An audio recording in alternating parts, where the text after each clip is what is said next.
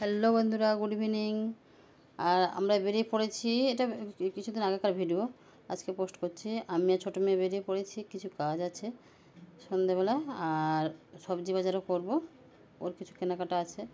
বাচ্চাটা সব স্কুলে ভর্তি হয়েছে, তার জন্য তো চলো দেখো সন্ধেবেলা বলছে আমি যাব এবার চল তাহলে, দুজন ভালোই হবে। আমার শরীরটা ভালো যাচ্ছে না বলে সবসময় ওর সঙ্গে যায় আর কি, তো ছাড়তে চায় না একা। তো বেশ এই সন্ধ্যেবেলায় যেখান থেকে সবজিটা নেব ওখানে ওরা দুই ভাই আসে, তার সঙ্গে একজনকে নিয়ে আসে মনে হয়। ওই কোথা থেকে সবজি নিয়ে এসে জানি না, কিন্তু দামটা বেশ থাকে, মানে একটু কম থাকে বাজারের থেকে আমার মনে হয়।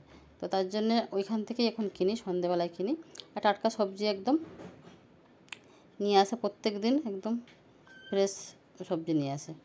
তো চলো সবজিটা কিনে নিই। আর বেশি বড় নয় করবো না ভিডিওটা, ওই 1-2 মিনিটও হবে না, বেশি বড় দিচ্ছি না, জাস্ট দেওয়া হচ্ছে না ভিডিও, তাই এটা দিয়ে দিচ্ছি।